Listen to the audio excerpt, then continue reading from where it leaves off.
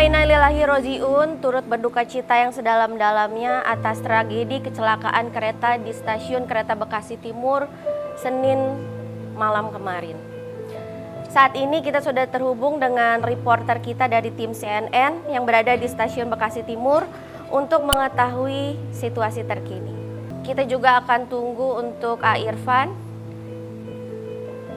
Kita akan berkomunikasi lewat Zoom. Halo AA. Halo A. Irfan. Kita lagi ada kendala suara nih. A. Irfan, suara aku kedengeran nggak? Kedengeran. Nah, iya. Oke, Mei, ini situasi lalu lintas pagi hari ini sangat macet sekali. Mungkin salah satunya efek dari kecelakaan tadi malam, karena kan rumah saya sudah tidak ada jadwalnya Kereta Bekasi juga. Jadi kondisi lalu lintas mulai karena hujan juga mungkin macet karena para pengguna KRL di pagi hari ini mungkin kegiatan mungkin tidak bisa dan kurang cepat menggunakan alat transportasi. Lalu lintas ini cukup padat. Dan tadi malam juga kita sudah sama-sama mengetahui bagaimana di kecelakaan yang terjadi itu benar-benar membuat kita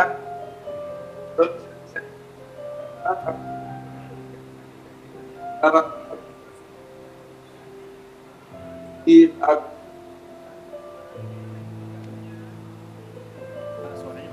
AA, suaranya putus-putus AA. Ya.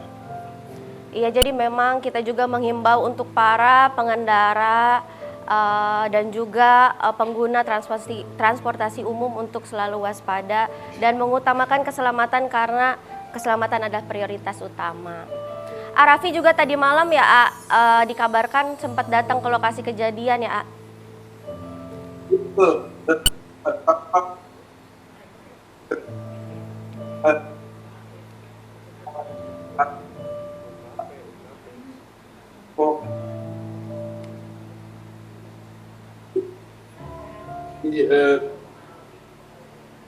Ya, suaranya kurang jelas, AA.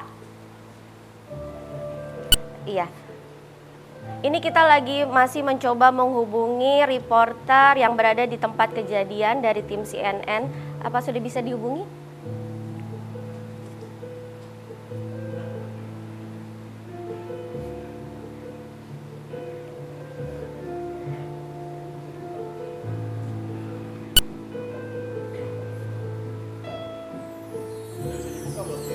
Iya. Kabarnya memang sampai saat ini masih ada proses evakuasi yang terjadi. Kita semua sama-sama mendoakan untuk para korban yang meninggal, semoga diterima di sisi Allah Subhanahu wa Ta'ala. Juga korban-korban yang masih menjalani proses pemulihan untuk segera pulih dan juga proses evakuasi berjalan lancar.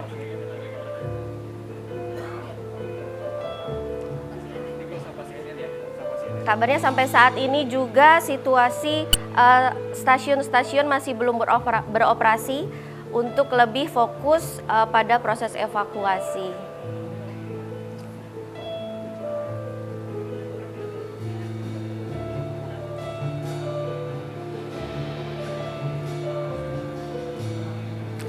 Update kejadian terakhir itu, kabarnya ada 7 orang meninggal dunia, 81 orang luka-luka. Dengan kronologi sebuah taksi hijau berhenti di jalan kereta dan tertabrak oleh kereta KRL.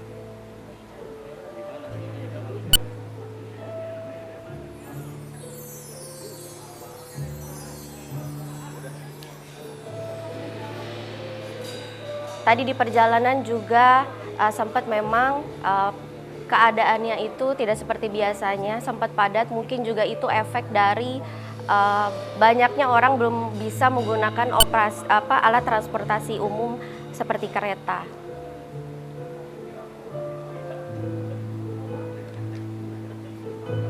Saat ini juga banyak orang-orang yang masih merasakan syok dan aktivitasnya terganggu atas peristiwa ini.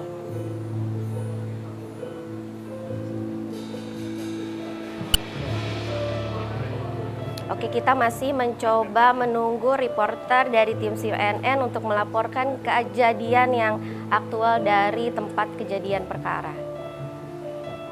Halo Kak Gita Miningrum. Halo. Halo Kak Jitami. Kita masih belum bisa lihat videonya. Oke. Kak Jitami, boleh dikabarkan langsung dari tempat kejadian perkara bagaimana keadaan di sana? Ya, saat ini saya berada di stasiun Bekasi Timur dan di belakang saya ini adalah posko pengaduan pusat informasi di mana para keluarga korban yang mencari keluarganya itu semuanya datang ke sini untuk melihat data nama-nama korban yang ada di beberapa rumah sakit. Iya, oke. Maaf Kak Jitami, kameranya apakah boleh di landscape? Kameranya boleh diputar terlebih dahulu. Oke, boleh di landscape. Terima kasih. Landscape. Kita landscape portrait. Iya.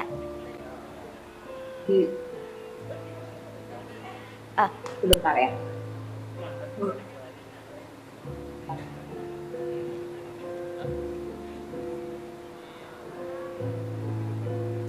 Oke, tidak apa-apa, Kak Gita, boleh dilanjut. Bagaimana dengan sekarang? Oke, terima kasih.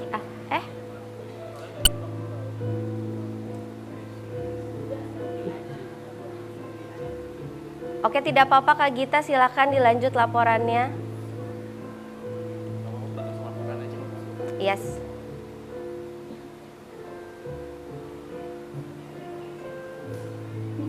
Baik Kak Gita, silakan dilanjut. Ya baik, jadi saat ini saya berada di depan posko pengaduan dari keluarga korban yang datang.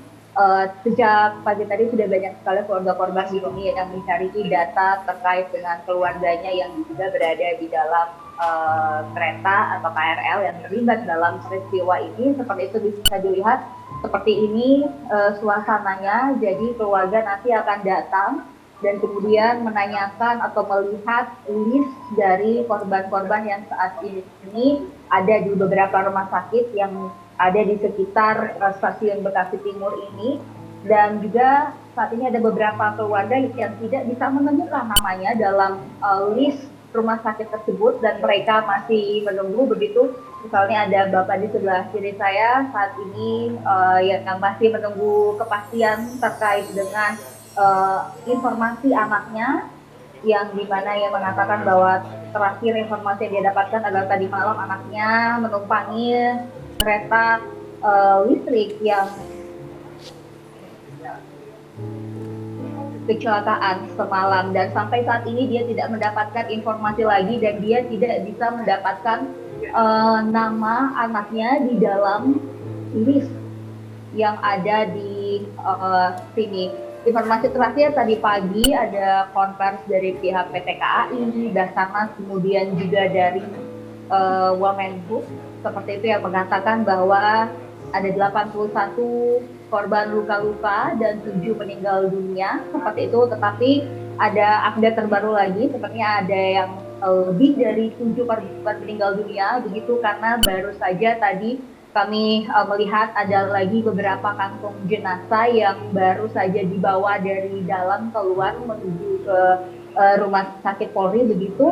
Dan totalnya kurang lebih ada sekitar sudah ada 6 kantung jenazah dan ini masih ada beberapa jenazah di dalam yang masih akan dibawa keluar. Sampai saat ini kami belum mendapatkan informasi pastinya dari pihak yang berwenang seperti itu dari Basarnas maupun dari PT KAI terkait update jumlah korban yang meninggal dunia. Tetapi ada beberapa keluarga korban yang tidak mendapatkan namanya, tetapi mereka bisa mengenal barang-barang dari keluarganya yang menjadi korban, misalnya keluarga yang sebelah sini, misalnya mereka belum bisa mendapatkan kepastian apakah memang keluarga mereka itu selamat atau tidak, tetapi mereka hanya bisa menemukan tas dari keluarga mereka yang digunakan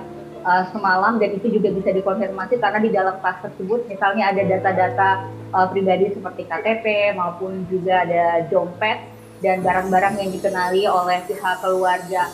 Dan sampai saat ini informasi tersebut yang bisa saya sampaikan. Kembali ke atas. Oke Kak Gita, kalau untuk stasiun di sana sendiri bagaimana kondisinya? Apakah ditutup atau masih beroperasi? Ya, untuk khusus di stasiun Bekasi Timur ini pastinya ditutup, tidak beroperasi sama sekali. Jadi untuk KRL hanya bisa beroperasi sampai di stasiun Bekasi begitu, dan paginya juga memang sudah ada informasi dari PT KAI bahwa ada perjalanan kereta api jarak jauh yang dibatalkan, namun ternyata pagi ini sudah kembali normal semuanya. Jadi perjalanan kereta api jarak jauh pun dari Gambir maupun stasiun Senen sudah berlangsung secara normal. Dan terkait juga dengan proses pemisahan lokomotif dan juga gerbong KRL yang tadinya bersatu begitu karena terjadi kecelakaan, kemudian lokomotif ini masuk menerobos ke dalam KRL tersebut. Ini juga proses pemisahannya juga sudah selesai begitu. Jadi saat ini proses yang sedang berlangsung adalah mengeluarkan jenazah untuk dibawa kemudian ke Rumah Sakit Polri. Oke, terima kasih Kak Gita, terima kasih, tetap jaga kesehatan dan untuk semua tetap waspada dimanapun kalian berada.